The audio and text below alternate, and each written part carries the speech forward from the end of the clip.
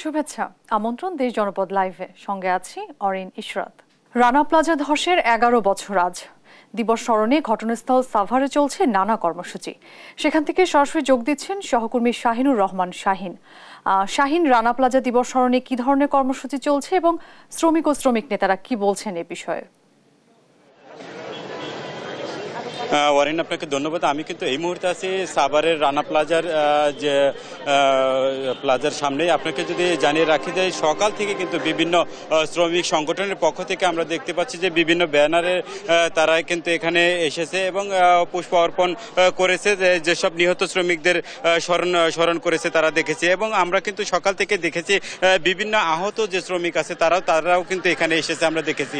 এবং বিভিন্ন শ্রমিক সংগঠনের পক্ষ থেকে কিন্তু বিভিন্নভাবে তারা আওয়াজ তুলতে যে এখানে যাতে যে কোনো সময় এই যে জায়গাটা আছে, এই জায়গাটা যাতে পরিত্যক্ত না থেকে এটাকে ব্যবহার করা হয় বিভিন্ন হসপিটাল হিসাবে। এবং রানার যে তারা শাস্তি দাবি করছে, যে শাস্তি দাবি এবং যে বিচার কার্যক্রম যাতে এটা নিষ্পত্তি করা হয়, শেষ করা হয় এবং আহত এবং নিহত শ্রমিকদের তাদেরকে পর্যাপ্ত যাতে ক্ষতিপূরণ দেওয়া হয়, এমনটি কিন্তু জানিয়েছে, তারা আওয়াজ তুলেছে, এমনটি কিন্তু আমরা দেখেছি। আমরা কিন্তু বিভিন্ন সংগঠনের পক্ষ থেকে আমরা দেখেছি যে তারা কিন্তু এখানে এসেছে।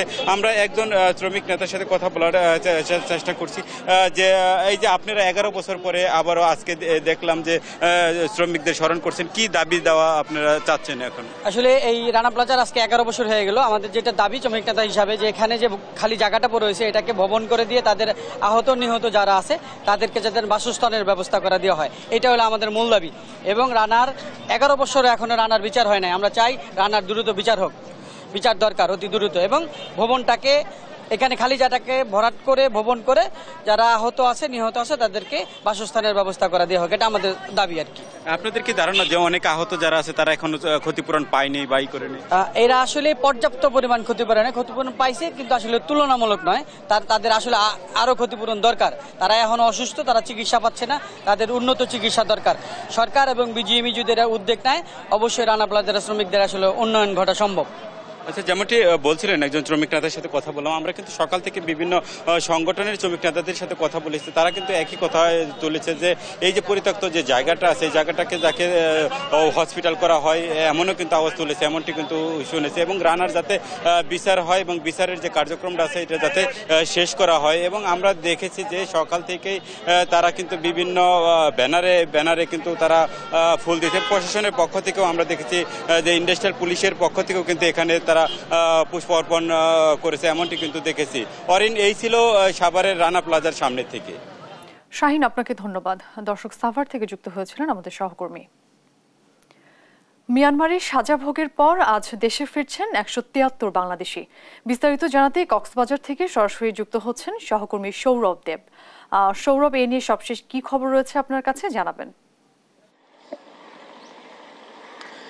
হ্যাঁ অরিন, আমি এখন যে ঘাটে আছি কক্সবাজার শহরের নুনিয়াছড়া ঘাট, ঠিক এখানেই মিয়ানমারের সিতুয়ে যে কারাগার রয়েছে সেখানে বিভিন্ন মেয়াদে কারাভোগ শেষে বাংলাদেশের 173 জন নাগরিক আজ দেশে ফিরছেন। এবং তাদেরকে যেই জাহাজটি করে মিয়ানমারের সিতুয়ে বন্দর থেকে নিয়ে আসা হচ্ছে, সেই জাহাজটি বঙ্গোপসাগরের কোনো একটি চ্যানেলে দাঁড়াবে এবং সেখানে বাংলাদেশের একটি জাহাজ করে তাদেরকে সেখান থেকে হস্তান্তর প্রক্রিয়া শেষ করে এই ঘাটে নিয়ে আসা হবে। এবং এই ঘাটেই একটি অস্থায়ী একটি তাঁবু করা হয়েছে, যেখানে আসলে তাদের পরিবারের কাছে হস্তান্তর করা হবে, যেখানে যদিও বা সাংবাদিকদেরকে প্রবেশ করতে দিচ্ছেন না। কিন্তু আমরা যেটি জানতে পেরেছি, এই 173 জন বাংলাদেশি নাগরিকের মধ্যে 130 জনই হচ্ছেন কক্সবাজারের জেলার এবং অন্যান্য যারা রয়েছেন তারা বাংলাদেশের বিভিন্ন জেলার।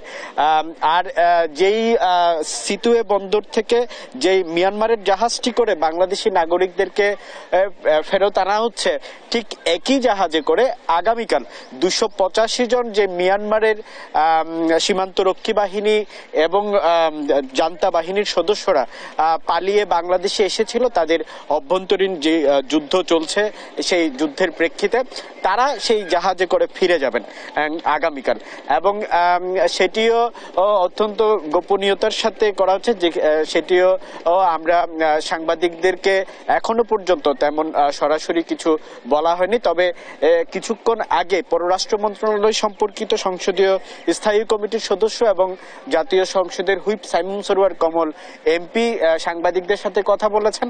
তিনি যেটি বলছেন যে দীর্ঘ প্রক্রিয়ার মধ্য দিয়ে 173 জন বাংলাদেশি নাগরিক আসলে সেখানে কারাভোগ শেষে দেশে ফিরছেন, এবং এখানে ইতিমধ্যেই কক্সবাজার শহরের নুনিয়াছড়া ঘাটের এখানে আশপাশে স্বজনরা ভিড় করছেন। কেউ 3 বছর, কেউ 4 বছর এবং আরো অধিক সময় কারাভোগ করেছেন সেখানে, এবং স্বজনদেরকে দেখার জন্য বেশ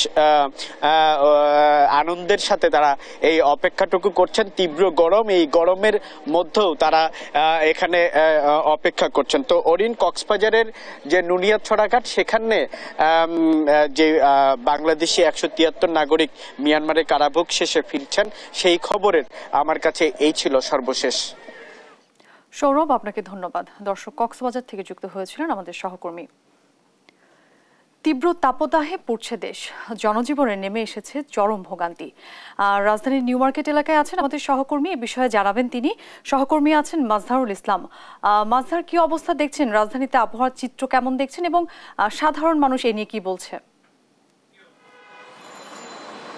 ইসরাত, আপনাকে ধন্যবাদ। আপনি যেমনটা বলছিলেন যে রাজধানী ঢাকায় তীব্র তাপপ্রবাহ বেড়েই চলছে। শুধু ঢাকায় নয়, রাজধানী ঢাকার বাইরেও কিন্তু তীব্র তাপমাত্রা বেড়েই চলছে।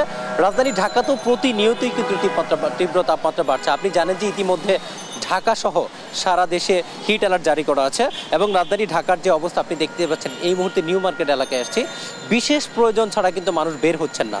যারাও বের হচ্ছেন, কেউ ছাতা নিয়ে বের হয়েছেন, আবার কেউ বা যেখানে একটু ছায়া দেখছেন সেখানে একটু দাঁড়ানোর চেষ্টা করছেন। জীবিকার তাগিদে যারা বের হয়েছেন তাদেরকে কিন্তু কষ্ট চরম আকার ধারণ করেছে।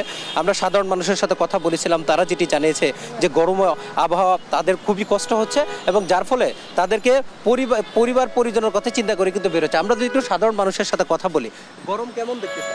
গরম, অনেক গরম ভাই। গরমের ভিতরে রিক্সা চালাচ্ছি, অনেক কষ্ট হয়ে যাচ্ছে রিক্সা চালাতে। 1 ঘন্টা রিক্সা চালালে পরে আর রিক্সা চালান জানা সারাদিন, অনেক গরম। গরম থেকে রক্ষার জন্য কোনো কিছু নিয়ে বের হন? না, ছাতা তো এরকম ভাবে রিক্সা আনা যায় না, পানি থাকে সাথে, আর যে জায়গায় দোকান পায় দোকানে পানি খায় গরমে।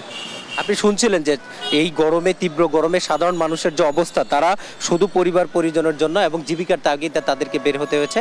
এবং রাস্তায় যারা বের হয়েছে, মধ্যবিত্ত যারা আছে, যারা চাকরিজীবী, তারা ছাতা নিয়ে বের হয়েছেন। এবং বাকি যাদের অবস্থা, এই যে দেখছেন শিক্ষা প্রতিষ্ঠানগুলো বন্ধ আছে এবং ছাত্রছাত্রী কিন্তু সেই অর্থে নেয়। আমরা যদি একজন শিক্ষার্থীর সাথে কথা বলি যে গরমে আপনি এই যে কলেজে আসছেন, কলেজ কি খোলা না বন্ধ? ক্যাম্পাস বন্ধ, আমি আমার কাজে আসছি। গরম কেমন দেখছেন? আর প্রচন্ড গরম, জনজীবন অতিষ্ঠ হয়ে গেছে। 1 মিনিট রোডে দাঁড়ানো যান না, প্রচন্ড গরম, শরীর অসুস্থ হয়ে গেছে। আমার কাশ হয়ে গেছে, ঠান্ডায়, গরমে ঠান্ডা আমার কাশ হয়ে গেছে। জি, আপনি যেমনটা শুনছিলেন যে এই গরমে কিন্তু মানুষ অসুস্থ হয়ে পড়ছে, এবং অনেকের অবস্থায় কিন্তু খুবই খারাপ, জনজীবন অতিষ্ঠ। আমরা যে এখানে যারা পুলিশ সদস্য যারা দায়িত্ব পালন করছে, আমরা তাদেরকে দেখেছি। আমরা যদি তাদের একজনের সাথে কথা বলি, এই গরমে দায়িত্ব পালন করতে আপনাদের কষ্ট হচ্ছে না? হ্যাঁ, একটু তো কষ্ট হবেই। এই যে মানুষ যারা আছে তাদের কি অবস্থা? তাদের রিক্সা লাগার তো অনেক কষ্টই হয়, তা সেই সাথে সাথে তো আমাদেরও কষ্ট হয়, কিন্তু চাকরির ক্ষেত্রে কষ্ট তো মানে নিতেই হবে। আপনি যেমনটা শুনছিলেন যে যারা হচ্ছে এখানে কর্তব্যরত কর্মকর্তা আছেন, আপনি দেখতে পাচ্ছেন যে ছাতা নিয়ে অনেকে দাঁড়িয়ে আছে। এই যে জনজীবন এবং তাপমাত্রা কিন্তু বাড়বে, যে আবহাওয়াবিদরা বলার চেষ্টা করছেন আপাতত বৃষ্টি হওয়ার কোনো সম্ভাবনা নেই, এবং এই এপ্রিল মাস জুড়েই কিন্তু তীব্র তাপপ্রবাহ চলমান থাকবে। এই যে তীব্র তাপপ্রবাহ বেড়ে যাচ্ছে, এর প্রধান একটা কারণ হচ্ছে গ্রিন হাউস গ্যাস উদ্গীরণ এবং হচ্ছে জলবায়ু পরিবর্তন। জলবায়ু পরিবর্তনের জন্য বাংলাদেশ দায়ী না হলেও জলবায়ু পরিবর্তনের ক্ষতিগ্রস্ত দেশগুলোর মধ্যে একটি কিন্তু বাংলাদেশ। এবং আপনি জানেন যে 2023 সাল বা বিশ্বের ইতিহাসে সবচেয়ে উষ্ণ উষ্ণতম মাস ছিল, কিন্তু আবহাওয়াবিদরা এবং বিজ্ঞানীরা বলছেন যে 2024 সাল সেটাও ছাড়িয়ে যাবে এবং এর তাপমাত্রা বাড়তেই থাকবে। একমাত্র বৃষ্টি পারে এই মানুষকে এই ভোগান্তি থেকে রক্ষা করতে। আপনি জানেন যে একটু পরে ঢাকা বিশ্ববিদ্যালয়ের মহসিন হল মাঠে বৃষ্টির জন্য ইস্তেসকা নামাজ হওয়ার কথা আছে, এরপরে আমরা সেখানে যাব। সবাই আশায় আছেন প্রত্যাশিত বৃষ্টিটা কখন আসবে এবং তারা এই তীব্র তাপদাহ থেকে মুক্তি পাবেন। মানুষের ভোগান্তির চরম আকার ধারণ করেছে, এই জন্য তারা বৃষ্টির আশায় আছেন। আমরা আশা করছি এই বৃষ্টি মানুষকে একমাত্র এই তাপপ্রবাহ থেকে মুক্তি দিতে পারে। রাজধানী নিউ মার্কেট এলাকা থেকে এই ছিল আমার কাছে তাপপ্রবাহ সর্বশেষ তথ্য। ইসরাত। মাজহার, আপনাকে ধন্যবাদ। দর্শক, আবহাওয়া পরিস্থিতির খবর জানাচ্ছিলেন আমাদের সহকর্মী।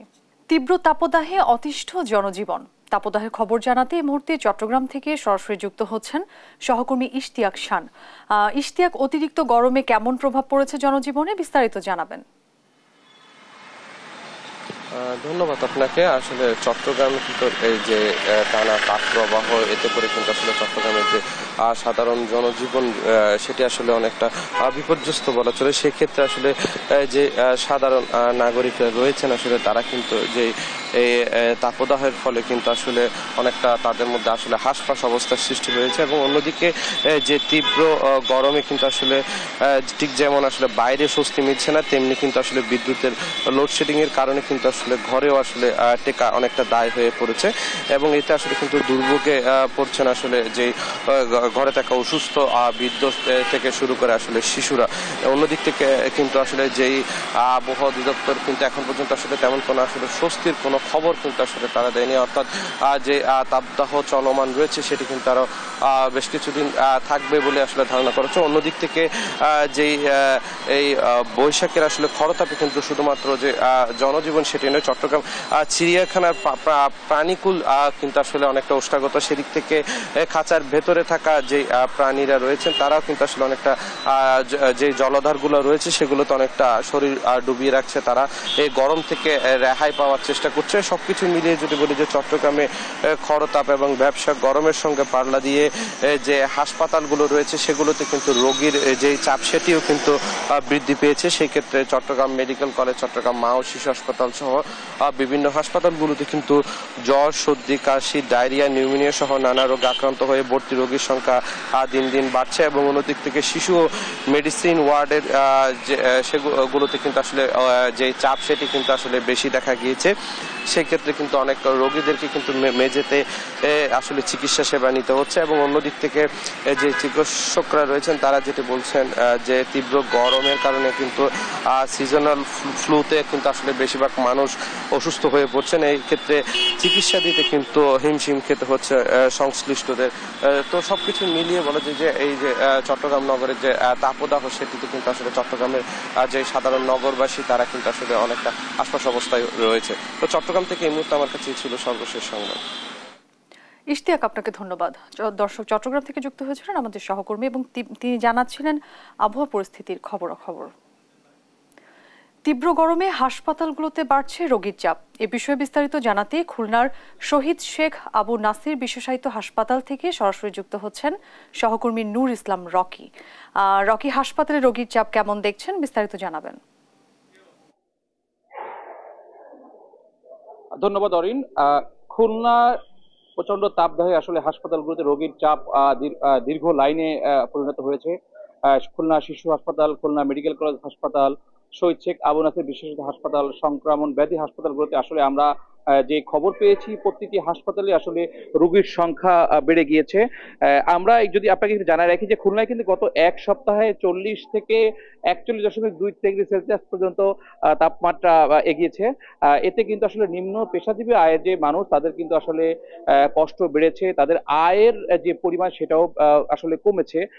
এর পাশাপাশি বিশেষ করে এই প্রচন্ড তাপদাহে ছোট শিশু থেকে শুরু করে বৃদ্ধ বয়স যারা আছে তারা সকলেই কিন্তু অসুস্থ হচ্ছে।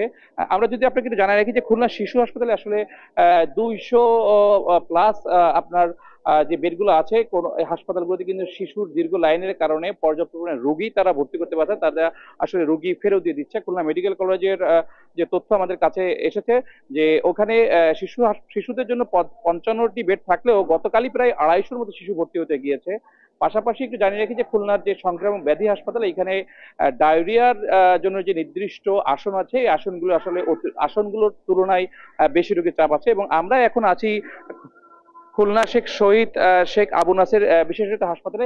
এইখানে এসে আমরা যেটা দেখতে পাচ্ছি যে বহির্বিভাগে রোগীর সংখ্যা কিন্তু বেড়েছে এবং চিকিৎসকরা আমাদের যেটা জানিয়েছে যে ছোটখাটো বিভিন্ন কারণে কিন্তু রোগীর সংখ্যা বাড়ছে এবং এইখানে যেহেতু এটা বিশেষায়িত হাসপাতাল, এইখানকার যে কিডনি বিশেষজ্ঞ যারা আছে তারা আমাদের জানিয়েছে যে এই গরমে কিন্তু যারা কিডনিতে আক্রান্ত তাদের কিন্তু বেশি সমস্যা হয় এবং এইখানে কিন্তু কিডনি রোগীর যে সমস্যাটা তারা দেখতে পাচ্ছে যে গরমের কারণে তারা বেশি অসুস্থ হয়ে পড়ছে এবং তাদেরকে সুচিকিৎসার জন্য ডাক্তাররা চেষ্টা করে যাচ্ছে।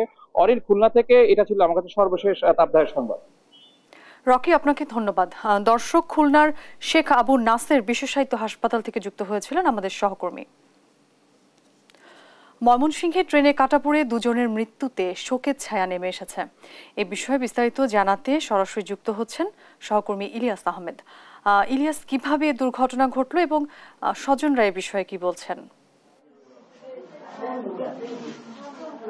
ওরিন, ধন্যবাদ। আজকে যে বাড়িতে বিয়ের উৎসব আয়োজনের কথা ছিল, আজকে সে বাড়িতে কিন্তু একেবারেই বিষাদের ছায়া নেমে এসেছে। অর্থাৎ আব্দুর রহমান, যিনি ভাগ্নের বিয়ের বাজার করার জন্য বাতিজার স্ত্রীকে নিয়ে কিন্তু তিনি গতকাল রাতে ময়মনসিংহ নগরীর গাঙ্গিনাপাড় গিয়েছিলেন। অর্থাৎ বাজার করে ফেরার সময় বিদ্যাময়ী স্কুলের পেছনের লেভেল ক্রসিংয়ে কিন্তু ট্রেনে কাটা পড়ে আব্দুর রহমান সহ দুইজন মারা যান। অর্থাৎ আব্দুর রহমান, তার বাতিজার স্ত্রী শেফালি আক্তার ঘটনাস্থলেই কিন্তু ট্রেনে কাটা পড়ে মারা যান। অর্থাৎ গতকাল রাতেই তাদের পার্শ্ববর্তী এলাকায়, অর্থাৎ আমি এখন রয়েছি উজান গাগরা এলাকায়, সেই পার্শ্ববর্তী এলাকায় আব্দুর রহমান তার ভাগ্নে কুকনকে বিয়ে করানোর জন্য যে বাজারের প্রস্তুতি, সেই প্রস্তুতি কিন্তু অর্থাৎ বাজার করার জন্য তারা গাঙ্গিনাপাড় এলাকায় গিয়েছিলেন। বাজার করে ফেরার পথে তারা ট্রেনে কাটা পড়ে মর্মান্তিকভাবে নিহত হন। আমি এখন আব্দুর রহমানের বাড়িতে রয়েছি। অর্থাৎ সেই বাড়িতে কিন্তু এলাকাবাসী আসছেন। অর্থাৎ এলাকাবাসী বলছেন যে তারা কিন্তু আজকে বিয়ের দাওয়াতে আসার কথা ছিল। সেই বাড়িতে কিন্তু আজকে সুখের ছায়া নেমে এসেছে। অর্থাৎ তার স্বজন যারা আছেন সকলেই কিন্তু আব্দুর রহমান এবং শেফালি আক্তারকে হারিয়ে তারা কিন্তু বারবার বিলাপ করছেন এবং মুইচা যাচ্ছেন। আসলে এই বিষয়টি কোনোভাবেই তারা মেনে নিতে পারছেন না এবং এলাকাবাসীও এসে কিন্তু তাদেরকে সান্ত্বনা দেওয়ার চেষ্টা করছেন এবং কোনোভাবেই আসলে এই ঘটনার সান্ত্বনা দেওয়ার মতো নয়। সেই বিষয়টি আমরা দেখেছি যে একেবারেই একটি মর্মান্তিক পরিবেশ সৃষ্টি হয়েছে। অর্থাৎ গতকাল রাত থেকেই, এই দুর্ঘটনার পর থেকেই শত শত মানুষ কিন্তু ময়মনসিংহ রেলওয়ে স্টেশন সহ ময়মনসিংহ রেলওয়ে থানায় তারা জড়ো হয় এবং সেই বিষয়টি তারা কোনোভাবেই মেনে নিতে পারছেন না। অর্থাৎ বিয়ের বাজার করে ফেরার পথে এমন মর্মান্তিক দুর্ঘটনায় দুইজন মারা যাবেন, সেই বিষয়টি কিন্তু তারা কোনোভাবেই মেনে নিতে পারছেন না। আমরা একজন প্রত্যক্ষদর্শী রয়েছে, একটু যুক্ত হব, জানতে চাই আসলে দুর্ঘটনাটি কিভাবে ঘটেছিল। দুর্ঘটনাটা ঘটেছিল, মনে করেন যে কালকে আমরা মেয়ে দেখতে গেছিলাম, যাওয়ার পরে মেয়ে পছন্দ হয়েছে, মেয়ে পছন্দ হওয়ার পরে কইছি যে উড়াই নিয়ে যাবো আজকে, কথা বুঝছেন। তা আমি তো আর যাই নাই, আমি অসুস্থ লোক। পরে আমার ভাইয়ের চারিয়ারা গেছে, যাওয়ার পরে মেয়ে পছন্দ হয়েছে আজকে উড়াই নিয়ে যাবো। পরে যে মামা ছিল, যে এই রুমের লোক মালিক, মামা আর আত্মীয় যে আমাদের ভাবি হয় আর কি, তা বলতেছে আমরা বাজার করে নিয়ে আসতেছি, আজকে উড়াই নিয়ে যাবো। ওনারা বলছে রাফিন্ডা বাজার যাইতে, ওনারা যায় নাই, ওনারা গেছে গাঙ্গিনাপাড় মার্কেট করছে কইরা বিদ্যাময়ী স্কুলের যে হাতের ডানের গলিরা মিন্টু কলেজে ঢুকছে, হ্যাঁ মিশুল হয়েছে, মিশু তাড়াতাড়ি জামেনা পারতো না।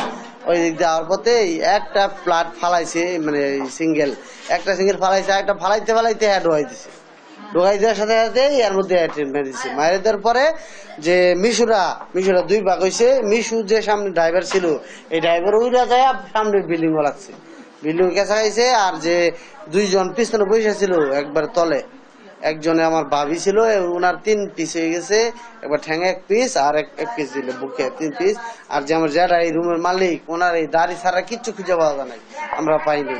ওই ট্রেনের তলে বহুত খুঁজাখুঁজি করছি, খুঁজা খালি দেখা গেছে দাড়ি, লাল দাড়ি এটি ছাড়া আর মাংস সবাই লেগেছে, কিছু দেখা যায় না। পরে আমি নিজে অসুস্থ, কন্ট্রোল করতে পারি না। পরে আমি আরেকজন হেল্প নিয়ে চলে আসছি যে আমি নিজের কন্ট্রোল করলাম, আমার ব্রেন শর্ট এইগুলো নিয়ে। পরে আমি আর থাই নাই, পরে আমি আর আইসা পরে দিয়ে অবস্থা।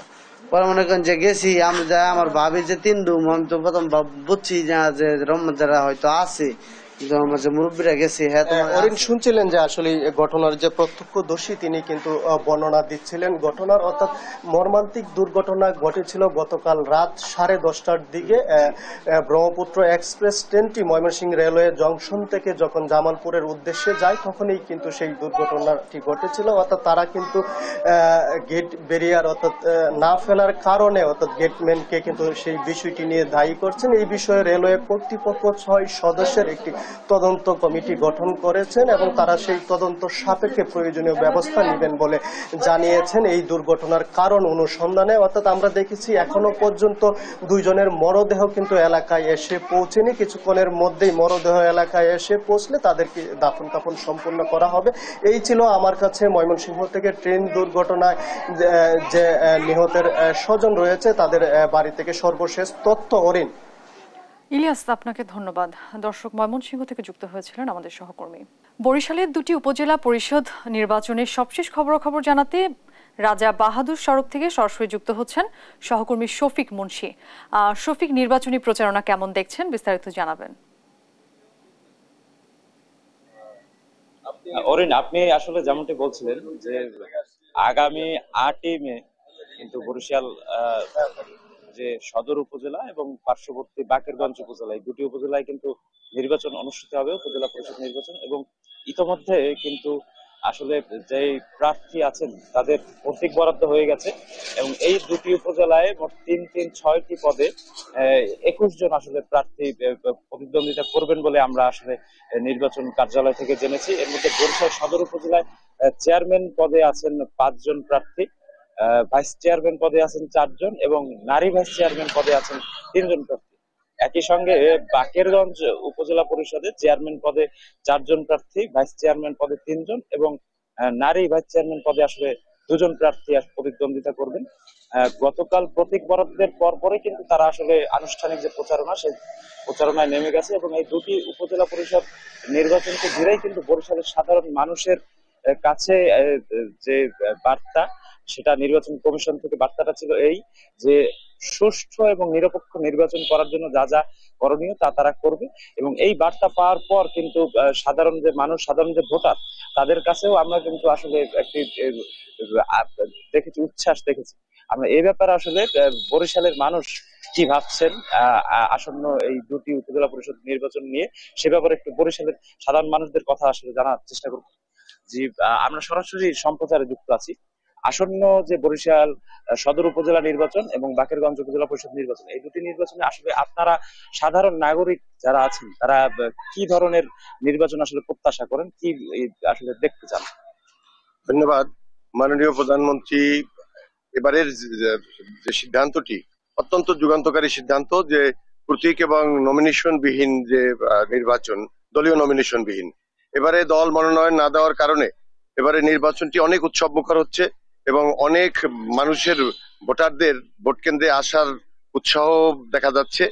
তবে মাননীয় প্রধানমন্ত্রী ইতিমধ্যেই ঘোষণা করেছেন যে কোনো এমপি, মন্ত্রী কিংবা কোনো মেয়র যারা তাদের নিকটাত্মীয় কেউই আসলে প্রার্থী হতে পারবে না।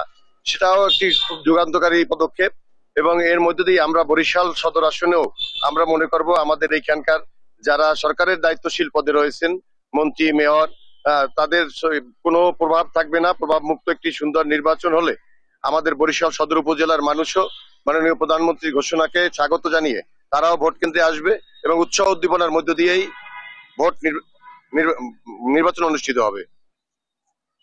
যে অরিন, আসলে আমরা বরিশালের সাধারণ মানুষের কথা যেমনটি আসলে শুনছিলাম, এই যে এবারের নির্বাচনের একটি ব্যতিক্রম যে সিদ্ধান্ত আসলে সরকার থেকে নেওয়া হয়েছে, যে নির্বাচনে কিন্তু গতবারের ন্যায় এবার কিন্তু আসলে সরকার দলীয় বা রাজনৈতিক দলের যে প্রতীকগুলো, সেই প্রতীকগুলো বরাদ্দ নেই। একই সাথে কিন্তু মন্ত্রী, এমপি যারা আছে স্থানীয় পর্যায়ে, তারা কোনো প্রভাব বিস্তার করতে পারবে না বলে নির্দেশনা দেওয়া আছে। এই ব্যাপারটা কিন্তু সাধারণ মানুষরা খুব ভালোভাবে আসলে নিয়েছে। কারণ এই ছিল আমার কাছে বরিশাল থেকে সর্বশেষ উপজেলা নির্বাচনের ব্যাপারে তথ্য। শফিক, আপনাকে ধন্যবাদ। দর্শক, বরিশালের উপজেলা পরিষদ নির্বাচনের সবশেষ খবরাখবর জানাচ্ছিলেন আমাদের সহকর্মী। এবার উপজেলা নির্বাচন প্রচারণার আরো খবরাখবর জানবো। আমাদের সহকর্মী রয়েছেন মাওলা সুজন। সুজন, কি অবস্থা দেখছেন সেখানে? প্রচারণার খবরাখবর জানাবেন।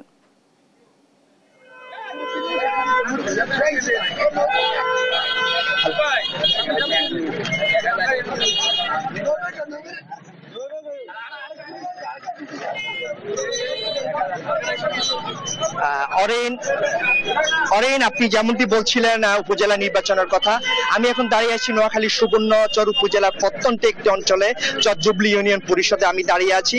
তো আগামী 8 মে প্রথম ধাপে নোয়াখালী সুবর্ণচর উপজেলা নির্বাচন অনুষ্ঠিত হতে যাচ্ছে। একই সাথে হাতিয়া উপজেলা নির্বাচন হওয়ার কথা ছিল, কিন্তু সেখানে কোনো প্রার্থী না থাকায় চেয়ারম্যান সহ বাকি দুজন যে ভাইস চেয়ারম্যান আছে তারা 3 জনে বিনা প্রতিদ্বন্দ্বিতায় নির্বাচিত হয়েছেন। তো আগামী 8 মে শুধু নোয়াখালী সুবর্ণচর উপজেলা পরিষদ নির্বাচন অনুষ্ঠিত হতে যাচ্ছে। তো নোয়াখালী সুবর্ণ, আপনাকে একটি তথ্য জানিয়ে রাখতে চাই যে নোয়াখালী সুবর্ণচর উপজেলা 8টি ইউনিয়ন এবং 72টি ওয়ার্ড নিয়ে গঠিত। তো এই উপজেলার মোট ভোটার হচ্ছে 2,25,188 জনের মধ্যে নারী ভোটার হচ্ছে 1,05,609 জন এবং পুরুষ ভোটার হচ্ছে 1,19,578 জন। তো আগামী 8 মে তাদের ভোটাধিকার প্রয়োগ করবেন পছন্দের প্রতীকে, পছন্দের প্রার্থীকে। তো এই মুহূর্তে আমার সাথে বেশ কিছু সাধারণ ভোটার রয়েছে, আমি তাদের সাথে কথা বলবো। আগামী 8 মে তো নোয়াখালী সুবর্ণচর উপজেলার পরিষদ নির্বাচন অনুষ্ঠিত হতে যাচ্ছে। তো আপনি একজন তরুণ ভোটার হিসেবে আপনার প্রত্যাশা কি? আসসালামু আলাইকুম। আগামীকালকে প্রতীক বরাদ্দ হবার পরে বিভিন্ন জায়গায় প্রার্থীদের গণসংযোগ শুরু হয়েছে। মাননীয় প্রধানমন্ত্রীর ঘোষণা অনুযায়ী স্মার্ট বাংলাদেশ বিনির্মাণে আমরা স্মার্ট যুবককে বেছে নিব, এই আশা আমরা রেখেছি। এবং আমি সাধারণ ভোটারদের পক্ষ থেকে চাই যে একজন স্মার্ট যুবক এবং একটা স্মার্ট বাংলাদেশ গড়ার লক্ষ্যে কাজ করার সে ধরনের প্রার্থীকে আমরা ইনশাল্লাহ বেছে নিব। ধন্যবাদ আপনাকে। তিনি যেমনটি বলছিলেন যে মাননীয় প্রধানমন্ত্রীর ঘোষণা অনুযায়ী স্মার্ট বাংলাদেশ বিনির্মাণ করতে স্মার্ট উপজেলা গড়তে হবে। সেই স্মার্ট উপজেলা গড়তে তাদের পছন্দের প্রার্থীকে বেছে নেবেন, পছন্দের প্রতীককে বেছে নেবেন। আপনাকে আরেকটি তথ্য জানিয়ে রাখতে চাই যে নোয়াখালী সুবর্ণ উপজেলা মূলত কৃষি নির্ভর উপজেলা। এই উপজেলা কৃষি বাংলাদেশের অর্থনীতিতে বিশাল একটি অবদান রাখছে। তো এই কৃষি খাতকে আরো স্মার্ট করার জন্য তারা তাদের পছন্দের প্রার্থীকে এবং পছন্দের প্রতীকে ভোট দিবেন। তারপর তারা জানিয়েছেন। এই প্রসঙ্গে আমি আরেকজন ভোটারের সাথে কথা বলতে চাই যে স্মার্ট বাংলাদেশ গড়তে হলে, স্মার্ট উপজেলা গড়তে হলে যে আপনারা কি প্রত্যাশা করছেন আপনাদের প্রার্থীদের কাছে? আমাদের প্রার্থীদের আমরা আশা করি স্মার্ট যুবক আমাদের একটি কাঙ্ক্ষিত উন্নয়নের জন্য একটি স্মার্ট যুবক হলে আমাদের উন্নয়নকে আরো বেগবান করতে পারবে, তারা স্মার্ট ভাবে কাজ করতে পারবে। বঙ্গবন্ধু যে ডিজিটাল বাংলাদেশ পেরিয়ে স্মার্ট বাংলাদেশের ঘোষণা, সেটা আমরা বাস্তবায়ন করতে সহজ হবে। ধন্যবাদ আপনাকে। তিনি বলছেন যে বঙ্গবন্ধু যে সোনার বাংলাদেশ গড়তে, সেই সোনার বাংলাদেশ গড়তে হলে উপজেলা লেভেল থেকে তৃণমূল থেকে আসতে হবে। সে তৃণমূলে একজন যোগ্য প্রার্থীকে তারা বেছে নেবেন। আপনাকে আরেকটি তথ্য জানিয়ে রাখতে চাই যে সেটা হচ্ছে যে এই উপজেলা সুবর্ণচর উপজেলা নির্বাচনের মোট 2 জন চেয়ারম্যান প্রার্থী পদে প্রতিদ্বন্দ্বিতা করছেন। এর মধ্যে একজন হচ্ছেন আতার ইশাক শাবাব চৌধুরী, তিনি লড়ছেন আনারস প্রতীক নিয়ে। উনি অনেকটা তরুণ প্রার্থী অপরদিকে রয়েছেন গত 3 বারের উপজেলা চেয়ারম্যান, নোয়াখালী জেলা আওয়ামী লীগের সভাপতি, প্রবীণ রাজনৈতিক ব্যক্তিত্ব খায়রুল আনাম সেলিম, তিনি লড়ছেন দোয়াত কলিম প্রতীক নিয়ে। এছাড়া 4 জন মহিলা ভাইস চেয়ারম্যান পদে 4 জন এবং পুরুষ ভাইস চেয়ারম্যান পদে 4 জন প্রার্থী তারা প্রতিদ্বন্দ্বিতা করছেন। অরেনি হচ্ছে নোয়াখালী থেকে আমার কাছে সর্বশেষ। সুজন, আপনাকে ধন্যবাদ। দর্শক, নোয়াখালী সুবর্ণচর উপজেলা পরিষদের নির্বাচন অনুষ্ঠিত হবে সে বিষয়ে সবশেষ খবরাখবর জানাচ্ছিলেন আমাদের সহকর্মী। তীব্র গরমে জামালপুরের হাসপাতালে বাড়ছে রোগীর চাপ। এ বিষয়ে বিস্তারিত জানাতে সরাসরি যুক্ত হচ্ছেন সহকর্মী মেহেদি হাসান। মেহেদি, হাসপাতালে রোগীর চাপ কেমন দেখছেন, বিস্তারিত জানাবেন। অরিন, আপনাকে ধন্যবাদ। আমি আপনাকে জানাতে চাই গত 1 সপ্তাহের যে তীব্র গরম, এই নিয়ে কিন্তু নাকাল জামালপুরবাসী। প্রতিদিন কিন্তু 39 থেকে 41 ডিগ্রি তাপমাত্রা সেটি কিন্তু সহ্য করতে হচ্ছে জামালপুরবাসীদের। এই নিয়ে কিন্তু শিশু এবং যারা বয়স্করা রয়েছেন তাদের মধ্যে কিন্তু এই প্রভাব রয়েছে। উপজেলা স্বাস্থ্য কমপ্লেক্স রয়েছে, এখানে কিন্তু রোগীর চাপ বৃদ্ধি পেয়েছে। আমি আপনাদেরকে জানাতে চাই, আমি এখন অবস্থান করছি জামালপুরের সবচেয়ে বড় যে হাসপাতালটি রয়েছে জেলা শহরে, 250 শয্যা বিশিষ্ট জামালপুর জেনারেল হাসপাতাল। সেখানে এই 250 শয্যা বিশিষ্ট জামালপুর জেনারেল হাসপাতালের সহকারী পরিচালক ডাক্তার সোহানুর রহমান সোহান কিন্তু আমাদেরকে জানিয়েছেন যে ধারণ ক্ষমতার চেয়ে কিন্তু প্রায় 3 গুণ রোগী কিন্তু এখনো ভর্তি হয়েছে। 250 শয্যা বিশিষ্ট জেনারেল হাসপাতাল হলো কিন্তু এখানে মোট রোগীর সংখ্যা বর্তমানে বর্তমানে ভর্তি হয়েছে প্রায় 60 শতাধিক, যার কারণে বাড়তি একটি চাপ পোহাতে হচ্ছে চিকিৎসকদের। অপরদিকে বহির্বিভাগে প্রায় 1200 থেকে 1500 রোগী কিন্তু প্রতিদিন চিকিৎসা নিচ্ছেন এবং বেশিরভাগ রোগী কিন্তু এই তীব্র গরমে কিন্তু বিভিন্ন ধরনের নিউমোনিয়া সহ ডায়রিয়ায় আক্রান্ত রয়েছেন। আমি আপনাদেরকে জানাতে চাই যে শিশু ওয়ার্ডে 48টি সিট থাকলেও বর্তমানে প্রায় শতাধিক শিশু কিন্তু এখানে নানাভাবে চিকিৎসা নিচ্ছেন। বেশিরভাগই এই গরমে নিউমোনিয়া বা শ্বাসকষ্ট রোগে আক্রান্ত এবং ভিতরে কিন্তু আসলে হাসপাতালের ভিতরে প্রবেশের কোনো অবস্থা নেই, কারণ এটা হাসপাতালের ভিতরে এটি স্টেশনের কোনো প্ল্যাটফর্ম বা নাকি হাসপাতাল কিন্তু এটি বোঝা যায় না, কারণ 250 শয্যা বিশিষ্ট হাসপাতালে এখন 7 শতাধিক রোগী যখন চিকিৎসা নিচ্ছেন এরা বেশিরভাগই এখন বিভিন্ন মেঝে বারান্দার যে এই অবস্থান করছেন। আরেকটু বলতে চাই যে এই হাসপাতালেও কিন্তু তীব্র গরম, যারা চিকিৎসা সেবা নিতে আসছেন তারাও আরেক ধরনের ভোগান্তি শিকার হচ্ছেন, যে গরমে যারা অসুস্থ হয়েছেন তারাও কিন্তু এখানে এসে আরো অসুস্থ হয়ে যাচ্ছেন। রোগীর চাপ বৃদ্ধি থাকায় ডাক্তারদের মধ্যেও কিন্তু এক ধরনের উৎকণ্ঠা বিরাজ করছে, তারা আপ্রাণ চেষ্টা করছেন যে রোগীদের কিভাবে চিকিৎসা সেবা নিতে হয়। এদিক দিয়ে ডাক্তাররা কিন্তু সাধারণ মানুষ সহ রোগীদের বিভিন্ন পরামর্শ দিচ্ছেন, তারা যেন ডাক্তারদের পরামর্শ মেনে চলে এই বিষয়ে কিন্তু বারবার ডাক্তাররা অনুরোধ করছেন। আমরা উপজেলাগুলোতেও খেয়াল করেছি, উপজেলাগুলোতেও এই তীব্র গরম নিয়ে রোগীর চাপ বৃদ্ধি পাচ্ছে। ডাক্তাররা বলছেন যদি আমাদের নির্দেশনা না মানা হয় তাহলে কিন্তু রোগীর চাপ বৃদ্ধি হলে এই আমরা ঠিক মতো সেবা দিতে পারবো না। অরিন, এই ছিল আমার কাছে সর্বশেষ তথ্য। অরিন। মেহেদি, আপনাকে ধন্যবাদ।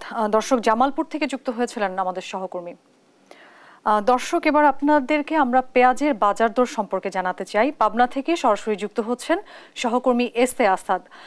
আসাদ, পেঁয়াজের বাজার দর আজকে কেমন দেখছেন এবং ক্রেতা বিক্রেতারা এ নিয়ে কি বলছেন?